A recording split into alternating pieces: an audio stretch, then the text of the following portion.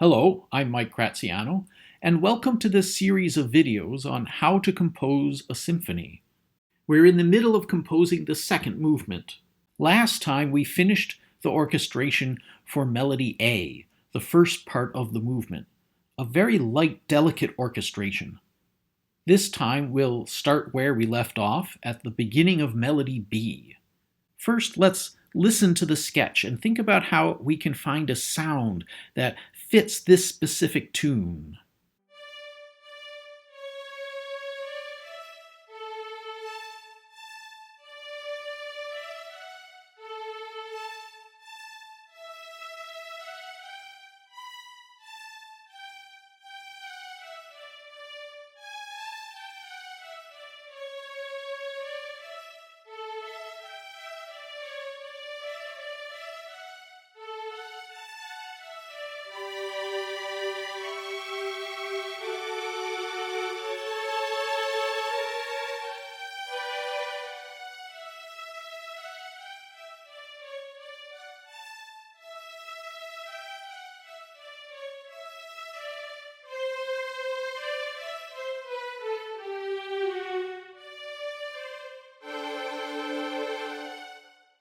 It's a cute little tune, all right, but you know what I'm hearing? A duet. I'm hearing two voices. Let's try this.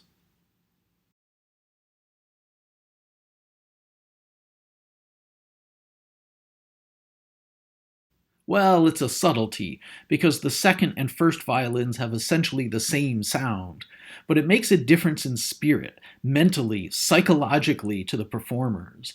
Tune B is introduced by a new melodic voice. Let's listen to those first measures and think about what needs to be added.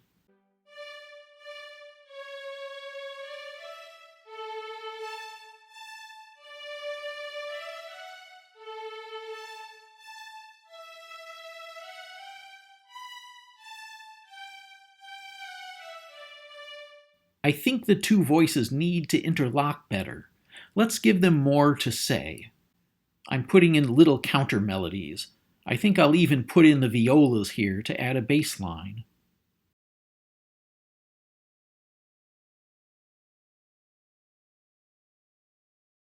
Let's listen.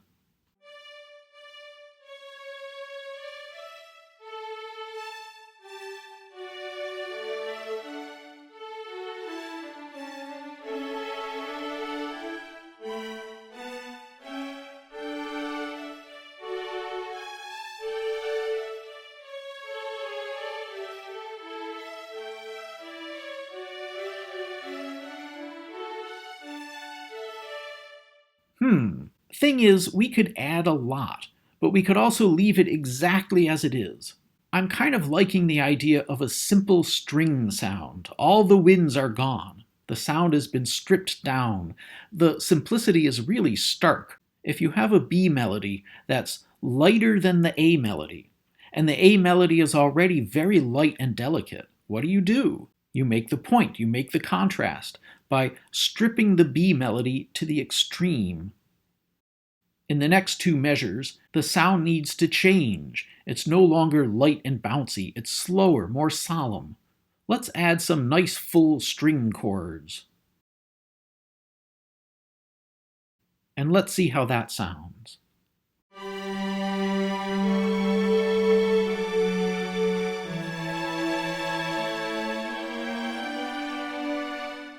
It's okay, but the total loss of the 16th notes doesn't sound right to me. This is purely a judgment call. You can do your own music any way you like. To me, this part contrasts too much. It forgets about the previous measures. I think I want to bind it all together better. So I'll sneak the jaunty 16th note rhythm into the violas. It'll run under the surface, but it'll still be there. Let's try that.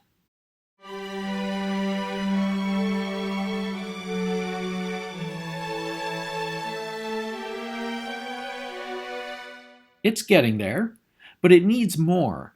How do you create intensity with orchestration? The number one rule is change. Keep everything changing. That's what captures the ear. Intensity in music is not actually a matter of sound, it's a matter of attention, and attention is drawn to change.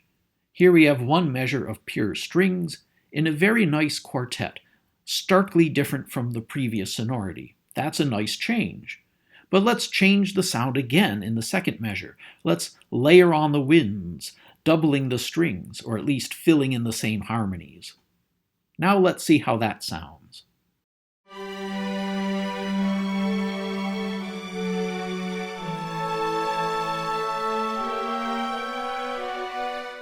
I like it, but we won't really know how successful any of this orchestration is until we hear the whole tune B and see how these many changes of texture work together. In any case, the next section is back to the light and bouncy tune, so let's return to our light strings. Let's see how that sounds.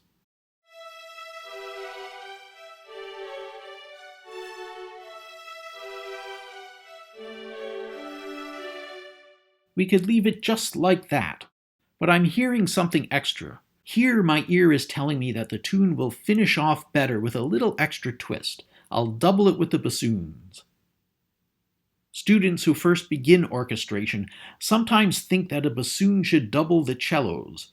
Well, if you're going to double the strings with woodwinds, if that's the sound you need in the moment, don't be afraid to mix and match the registers. The bassoons with the violins add an especially charming little piquancy to the sound. Let's listen.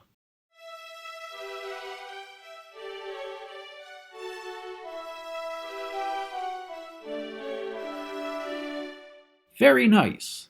The bassoons add the right touch.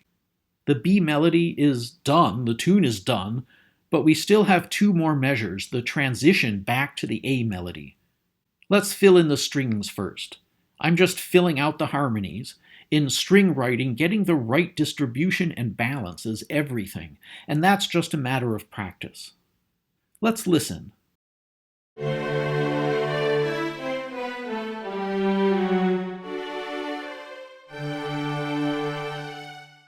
It's good, but I think we can add a little extra. That last chord, it's like taking a breath before stepping back into the A melody. Let's intensify that moment by giving it some color. Nothing dramatic, just a dab of color at the crucial moment to make it stand out. Let's listen to that.